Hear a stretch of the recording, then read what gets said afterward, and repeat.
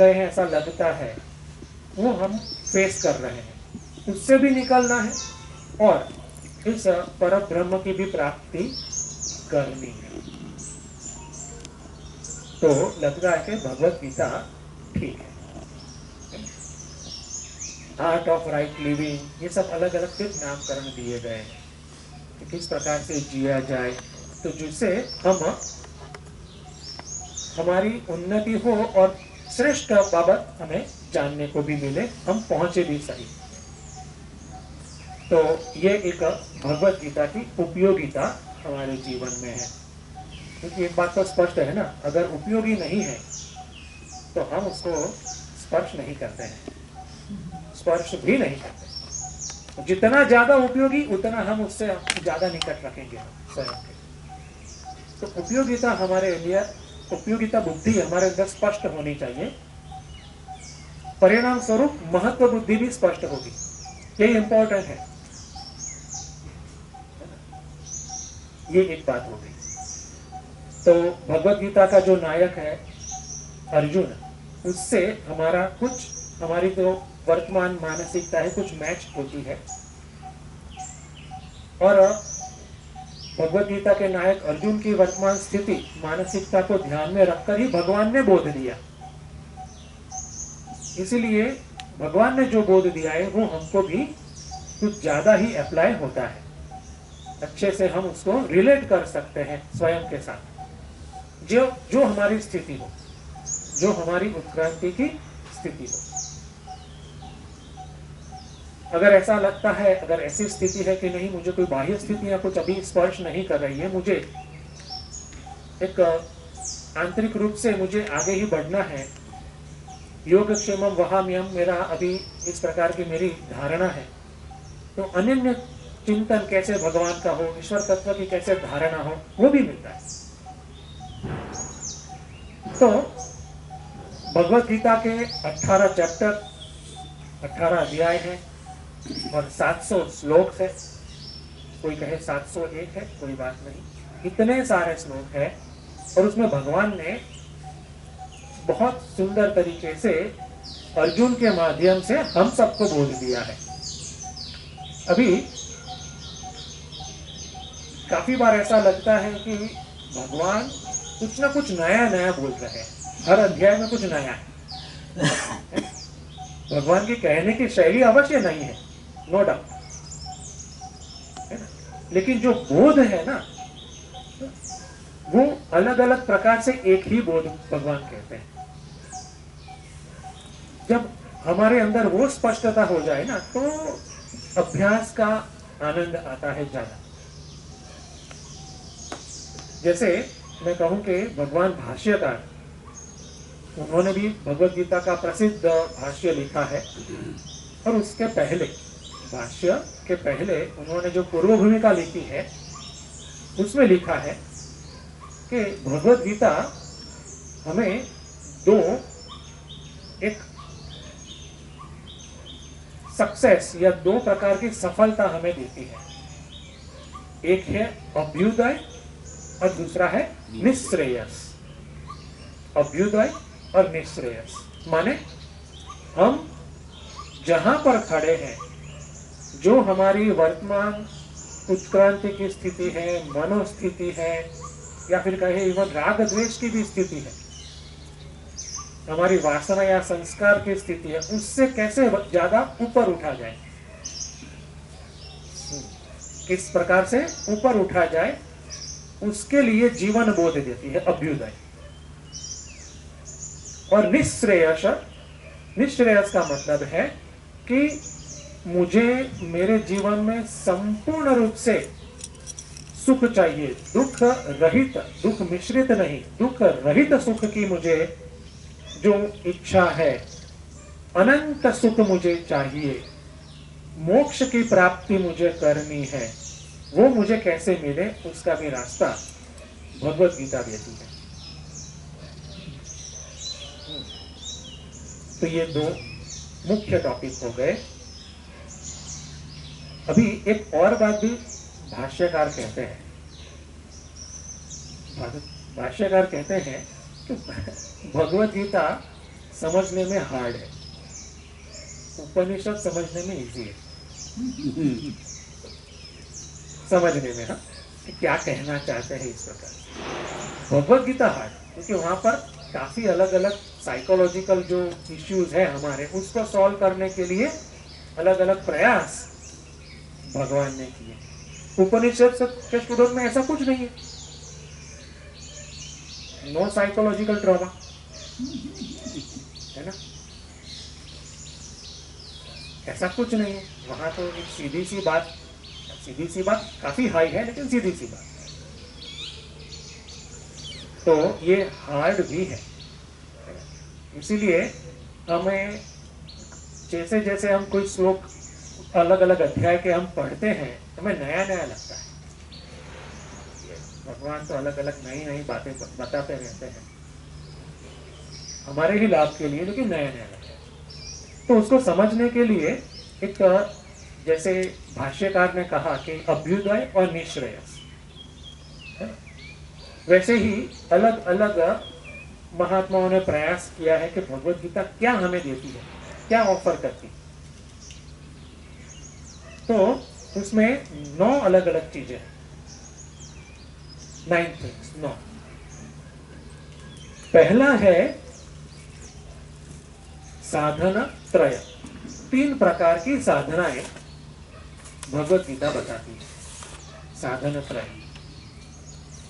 फिर वो 3 प्रकार की साधनाएं एक्सप्लेन करने में भगवान जो उपदेश देते हैं अलग अलग अध्याय के रूप में, ऐसे उसको हमें समझना है। अगर ऐसे समझेंगे तो हम कंफ्यूज कम होंगे।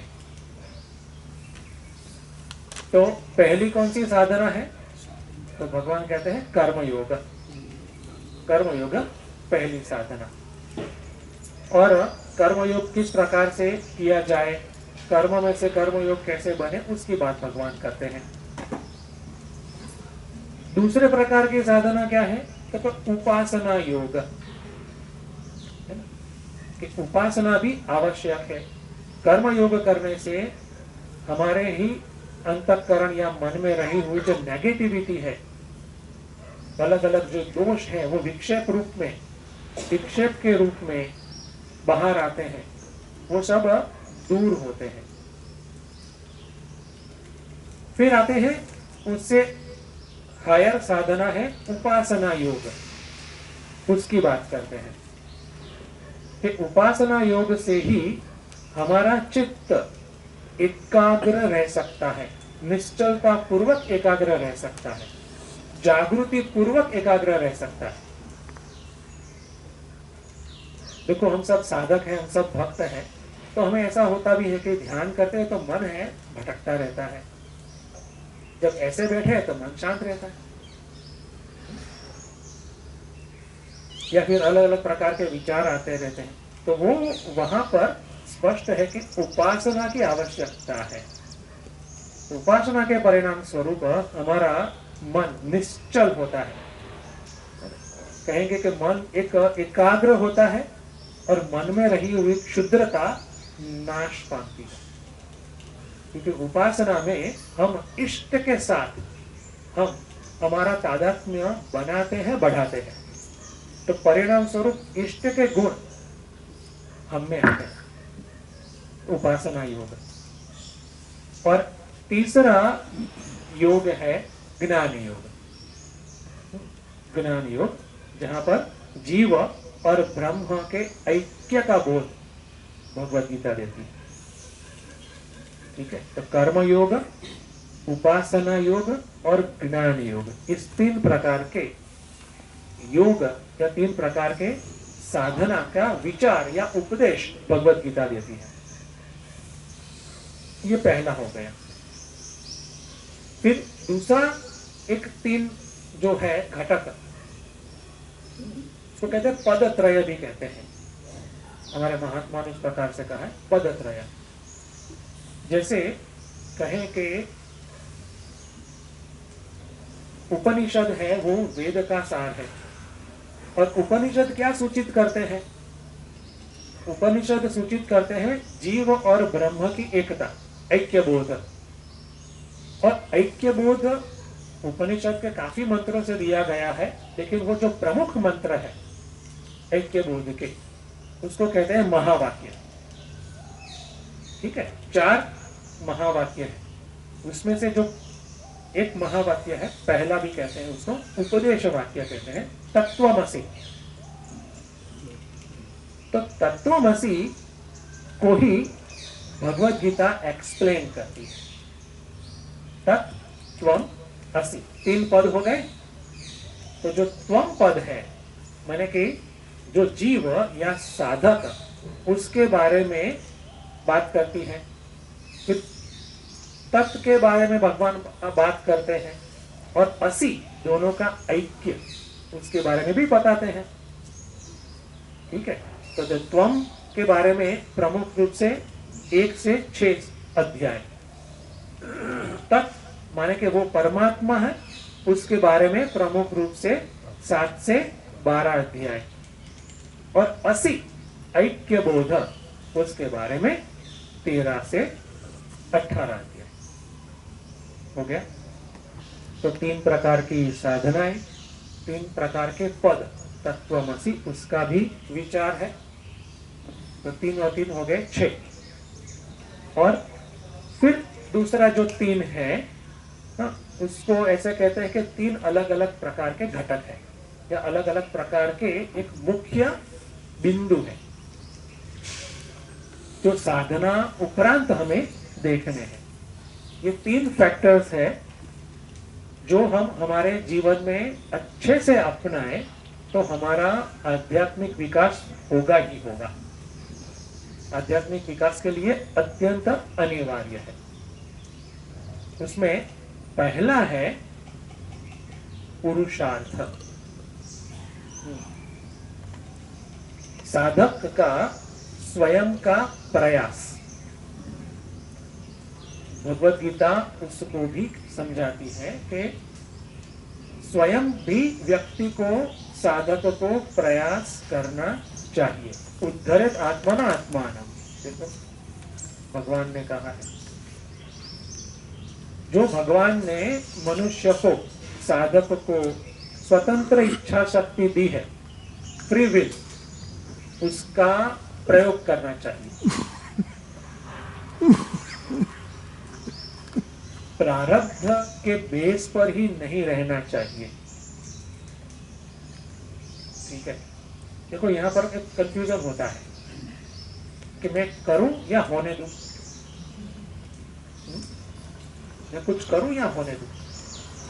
तो फिर नेचुरली कंफ्यूजन में हम कुछ करते नहीं, होने देते हैं। देखें, ऐसा ही कुछ होता है। फ्री विल है, इसका प्रयोग करना चाहिए। स्वतंत्र इच्छा शक्ति भगवान ने हमें बुद्धि भी दी है, वो विवेकशील बनाए और प्रयोग करें, प्रयास करें, वो अत्यंत जरूरी है। ठीक है, तो स्वतंत्र इच्छा शक्ति का प्रयोग करना चाहिए। अगर नहीं करते हैं तो वो भगवान ने ही दी हुई जो शक्ति है उसका हम उपयोग नहीं करते हैं, तो वो होना चाहिए। ये एक पहली बात भगवान कहते हैं। तो इसीलिए भक्ति और इस प्रकार से पुरुषार्थ युक्त जीवन विरोधी नहीं है। अगर हमें लगता है तो हमें हमारी गलतफहमी इस प्रकार के ग्रंथ के अभ्यास से दूर करनी चाहिए, वो विरोधी नहीं है। ठीक है, तो पहला है 3 प्रकार के जो मुख्य घटक है, उसमें आता है पुरुषार्थ, स्वप्रयास। स्वप्रयास व्यक्ति को करना ही चाहिए। व्यक्ति को साधना रत रहना चाहिए और उच्चतर साधनाएं करनी चाहिए और भक्ति युक्त करना चाहिए, जिसके परिणाम स्वरूप भक्ति है तो उसका हमें अहंकार नहीं आएगा। ठीक है, तब हम कह सकेंगे आराम से कि ये माँ ने करवाया, ये अच्छी बात है, ये माँ ने करवाया। लेकिन वो अच्छी बात नहीं है कि मैं तो बैठा रहूंगा, माँ को करवाना हो तो करवाए, वरना मैं तो बैठा ना। ठीक है, स्वप्रयास, दैट इज अ मस्ट। दूसरा है ईश्वर प्रसाद बुद्धि,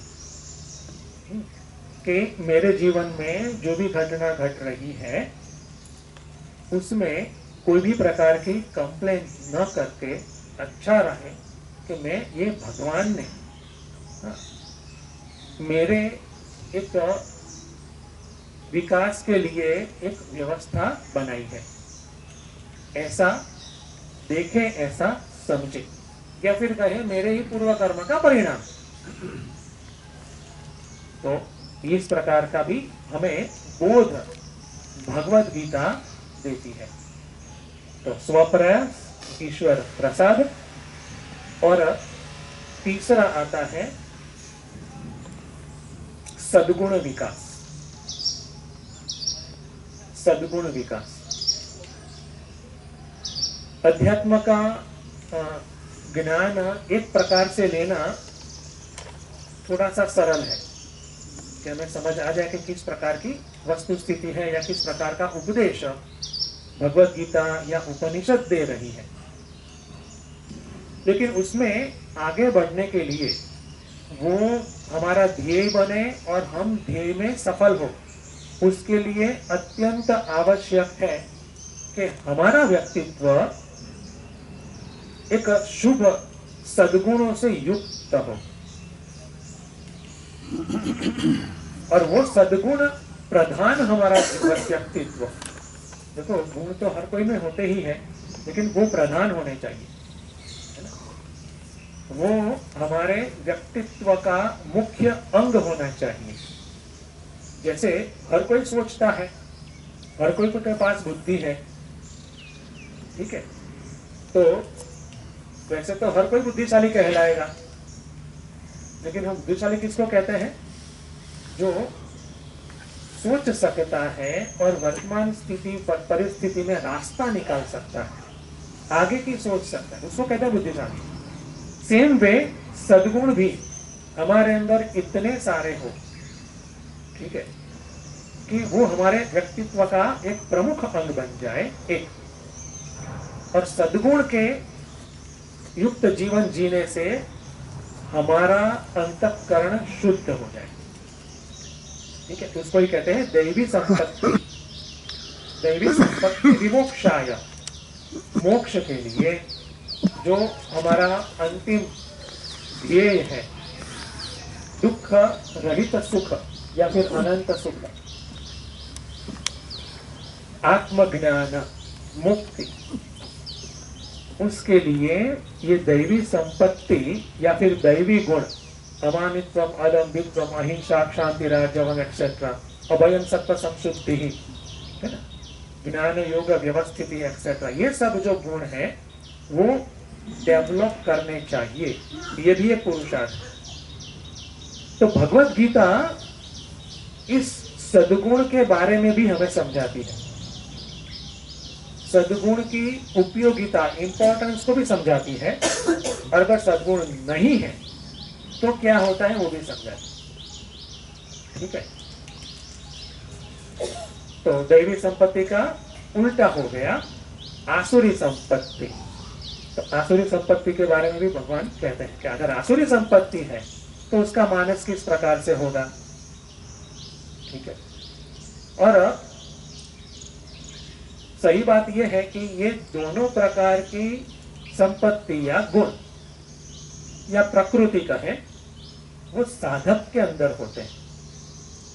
ये ऐसा नहीं है कि कोई बाहर किसी को ढूंढना है, दोनों, दैवी भी आसुरी भी, दोनों, ओके।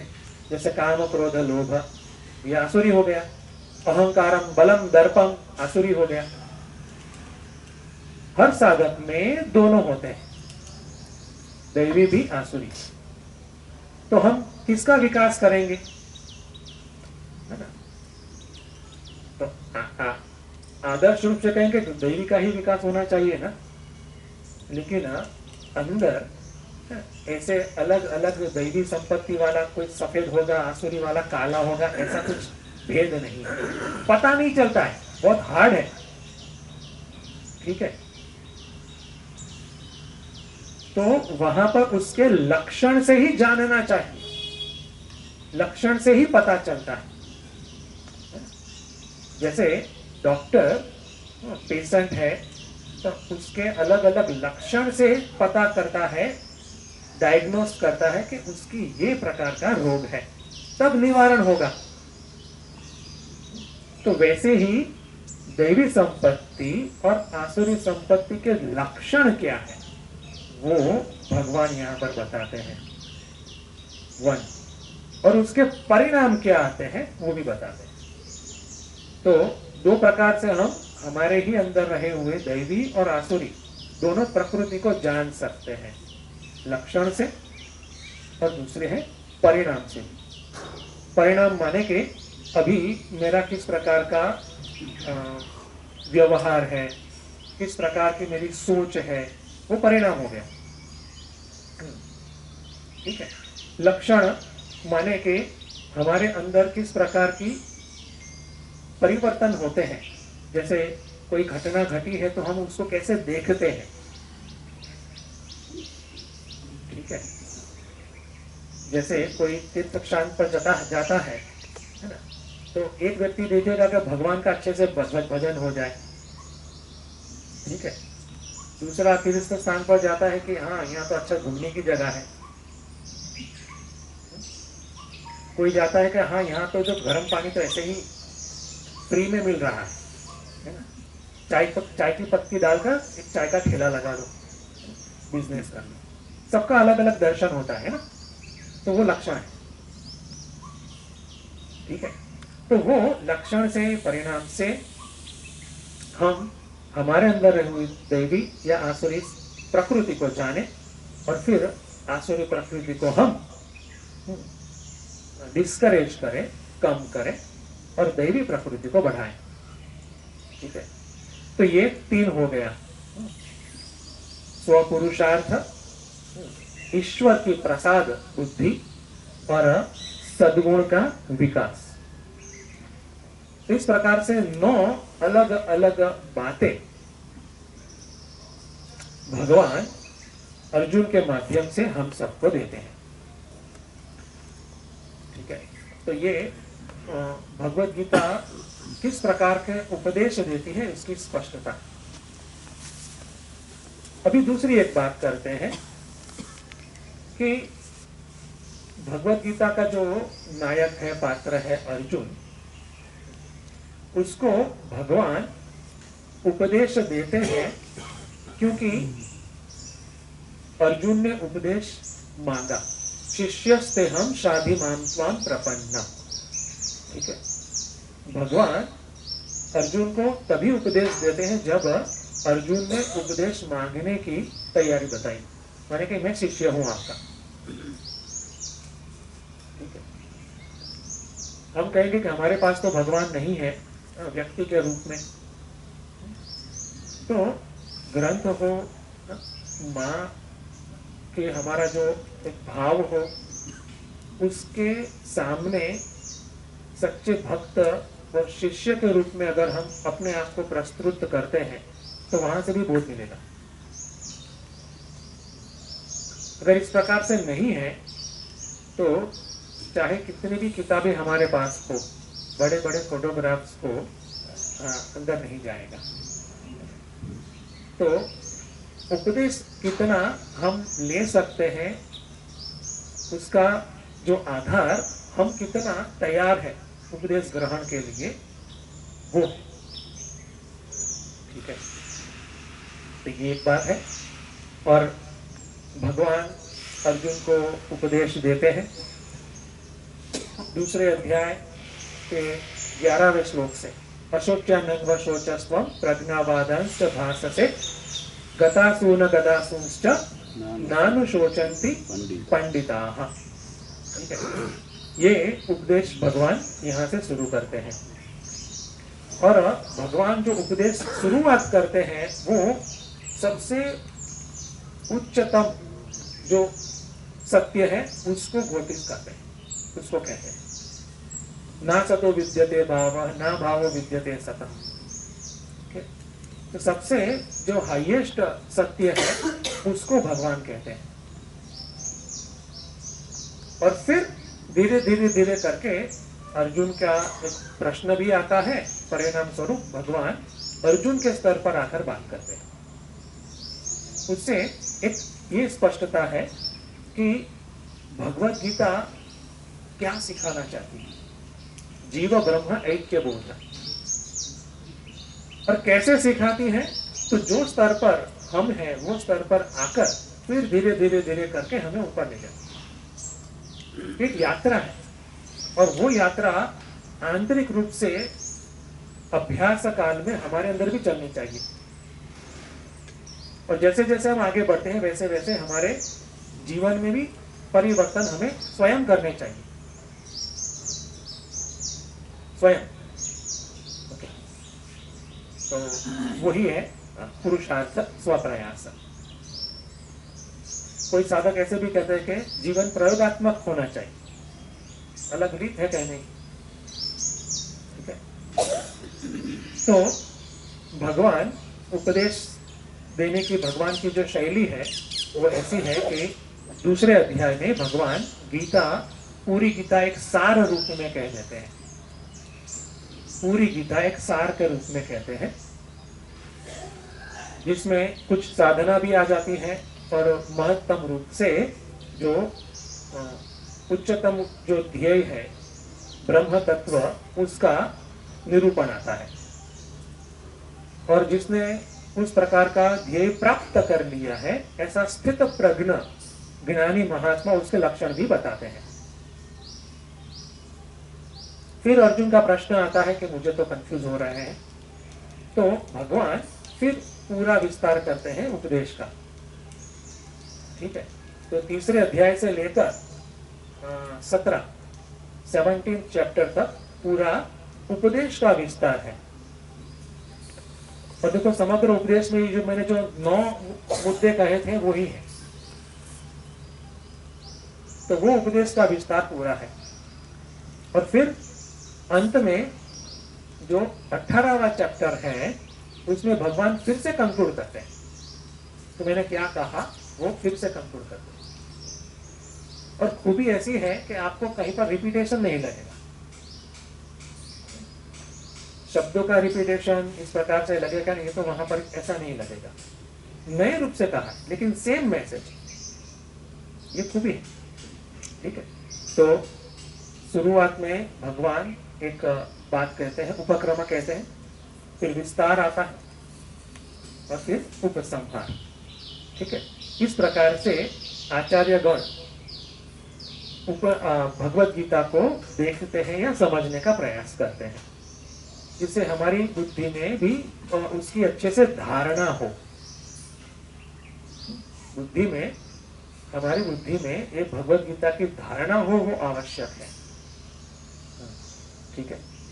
तो उसमें जो भगवान उपसंहार करते हैं 18वां चैप्टर 18, उसको कुछ स्पर्श करेंगे हम, ठीक है। ये 7 दिनों में 18वां चैप्टर तो पॉसिबल नहीं है कि श्लोक बाय श्लोक हो जाए, ठीक है, कि सबसे बड़ा है 78 वर्ष, सबसे बड़ा है और बहुत ही सुंदर है, काफी प्रैक्टिकल भी है, ठीक है। काफी श्लोक उसके काफी प्रैक्टिकल, और एक गुड बात भी कही है, अत्यंत सुंदर चैप्टर है। तो उसको कुछ हम स्पर्श करेंगे। अभी मैं पहला और दूसरा श्लोक उसका गान कर लेता हूं। अथाष्टादशोऽध्यायः, बोलना है। अर्जुन उवाच संन्यासस्य महाबाहो तत्त्वमिच्छामि वेदितुम् त्यागस्य च ऋषिकेश पृथक् केशिनिषूदन। दूसरा भी। श्री भगवानुवाच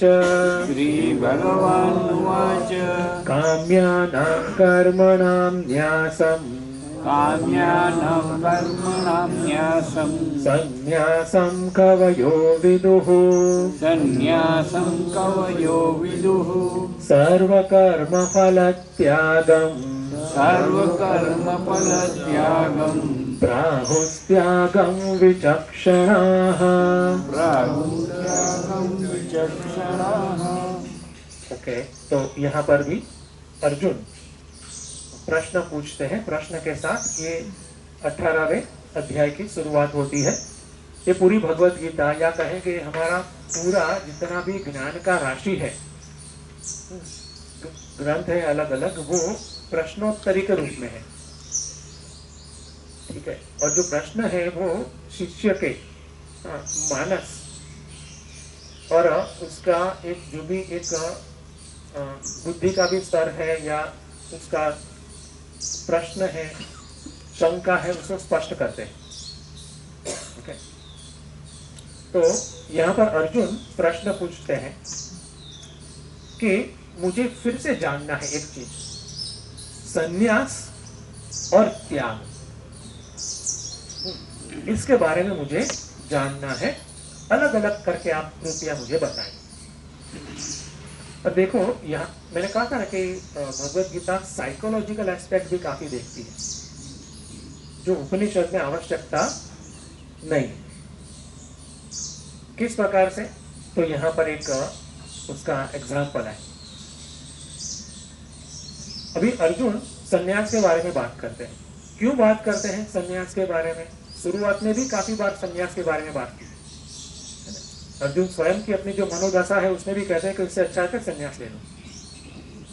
क्यों? क्योंकि मुझे ये युद्ध नहीं करना है। युद्ध क्यों नहीं करना? अरे युद्ध तो उसका एक प्रिय विषय है, ठीक है, उसका एक प्रकृति भी है, प्रिय विषय है। क्यों नहीं करना है युद्ध? मुझे मेरे अपनों से नहीं करना है, ठीक है। अपनों से युद्ध करने में क्या परेशानी है? अरे मेरे प्रिय है, वहां पर अर्जुन का राग है, आसक्ति है ना।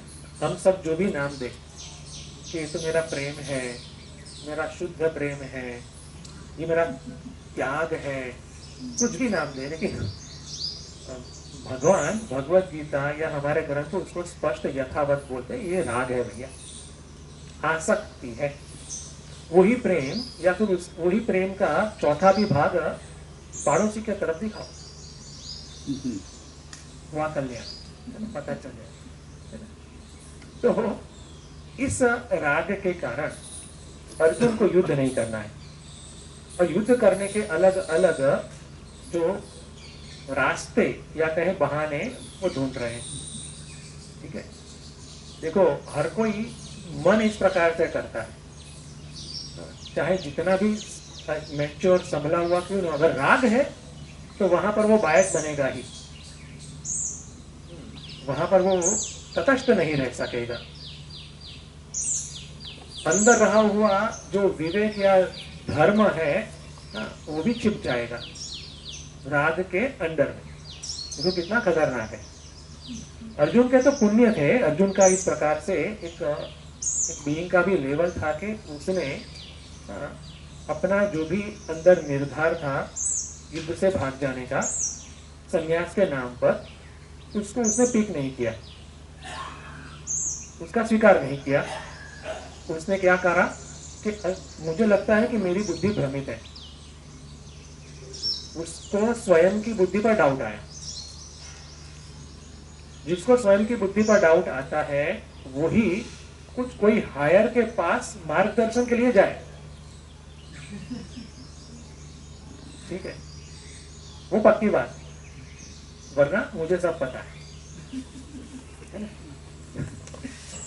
तो अर्जुन को स्वयं की बुद्धि या फिर स्वयं की जो सोच है, स्वयं का जो निर्णय है, उसमें डाउट आए। और डाउट वैसे वैसे नहीं आता तुक्के से, उसकी उतनी शुद्धि थी। आर्जवात अर्जुन है ना, अर्जुन उतना शुद्ध चित्त वाले थे, उसकी उतनी कमाई थी। परिणाम स्वरूप बुद्धि में या विचार में, निर्णय में रही हुई जो कमियां, गलतियां उसको दिखी और फिर निर्णय किया उसके ऊपर जाकर कि मुझे गाइडेंस चाहिए, तब जाकर भगवान के चरणों में बैठे। शिष्यस्ते हम शाधि माम त्वाम प्रपन्नम, मैं आपके शरण में हूं, शाधि माम, मुझे उपदेश के लिए। ठीक है, और साथ में बोल भी दिया मैं उत्स्यम, युद्ध नहीं करूंगा। अगर आप ऐसे बोल दे कि युद्ध करो तो वो तो नहीं करने वाला, मुझे आप समझाओ, है ना, मुझे आप समझाओ कि किस वाई दिस वॉर, मुझे क्यों करना चाहिए। ठीक है, मुझे समझना है, बुद्धिशाली है अर्जुन, मुझे समझना है। ठीक है, और भगवान का भी यही भाव है ना, भगवान की भी यही उदारता, महानता है ना, कि इतना सारा समझाने के बाद भी कहते हैं यथेच्छसि तथा कुरु। कहीं पर इस प्रकार से कोई क्रिया का आदेश नहीं है। ठीक है, यह महानता है। तो पॉइंट ये है कि ये मैं कहा साइकोलॉजिकल ट्रीटमेंट।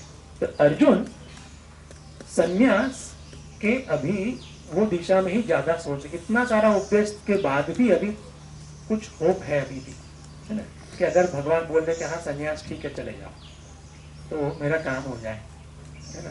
ये सब इतने बड़ी झंझट है, हम कहेंगे हमारे जीवन में, या फिर इतना बड़ा सा एक घोर कर्म करना है, क्रूर कर्म, उससे मैं बच जाऊं। तो इस प्रकार के कुछ न कुछ जो मानसिक हमारे एक अंदर रहते हैं वीकनेस, परिणाम स्वरूप इस प्रकार से कुछ न कुछ समझने का प्रयास करते हैं कि परिणाम कुछ मुझे मैं जैसा सोचता हूं वैसे सामने वाला बोल। ठीक है, कभी कभार ऐसा होता है कि लोग काफी प्रश्न पूछते हैं, एक ही बात को 50 बार अलग अलग प्रकार से पूछेंगे, है ना, कि जो मैं ऐसा सोच ऐसे हाँ बोल दे तो मेरा काम हो जाए, इजी। तो ये एक एंगल है। तो यहाँ पर अर्जुन भी संन्यास और त्याग, अब देखो दोनों तो एकदम मिलते जुलते ही शब्द है। तो अर्जुन कहते हैं कि मुझे संन्यास और त्याग में भेद जानना है, पृथक, मुझे अलग अलग दोनों में से क्या है मुझे जानना है, आप कृपया मुझे बताएं। ठीक है, तो वो हम कल देखेंगे। ठीक है, पूर्णमद ओम पूर्णमदं पूर्णमिदं पूर्णात् पूर्णमुदच्यते पूर्णस्य पूर्णमादाय पूर्णमेवावशिष्यते। ओम शांति शांति शांति। हरि ओम श्री गुरुभ्यो नमः। हरि ओम। जय জয় মা।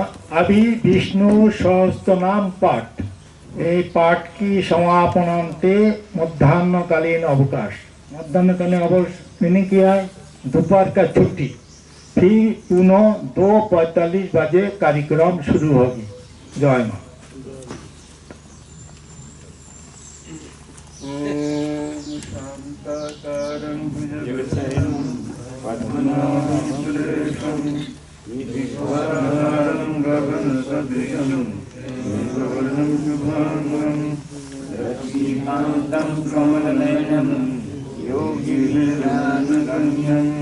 वंदे विष्णु भगवतं सर्वलोकैकनाथं।